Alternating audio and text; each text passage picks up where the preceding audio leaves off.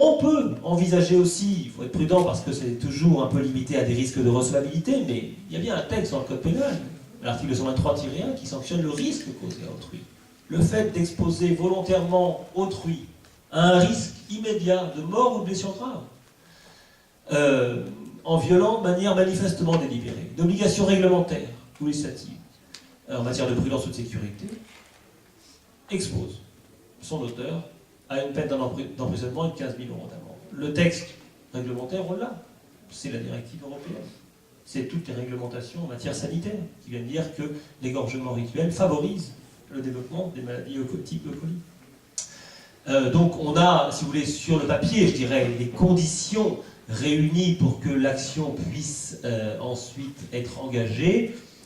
Il y a ensuite des conditions procédurales qui font que les associations sont parfois un petit peu limitées dans leur capacité à agir et dans leur qualité à agir, mais néanmoins, la piste mérite d'être creusée. Un mot enfin simplement sur quelque chose qui est un peu en marge de tout cela, mais qui peut-être serait amené à être, à se développer. C'est, vous savez, à la suite du reportage d'Envoyé spécial en 2012, dont on avait tant parlé, où on s'était rendu compte que finalement les étiquetages n'étaient pas précisés sur la provenance des viandes, abattage rituel ou pas abattage rituel.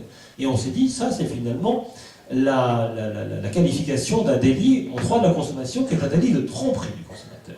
Alors effectivement, je sais que certaines actions avaient été engagées en 2012 à cet effet, je ne sais pas si elles ont été couronnées de succès, je ne le crois pas. En revanche, regardons aussi la façon, et on en parlait avec le docteur Peretti, dont le droit évolue aussi, avec la possibilité pour les consommateurs maintenant de se réunir dans des actions type américaines, class action, etc., et de voir si des actions de groupe ne pourraient pas être envisageables sur la base de délits de tromperie, contre éventuellement des distributeurs, pour essayer, ici encore, d'éveiller et de réveiller les consciences. Voilà les quelques observations d'ordre juridique, législatif et réglementaire que j'entendais faire ce matin à cette tribune. Je vous remercie.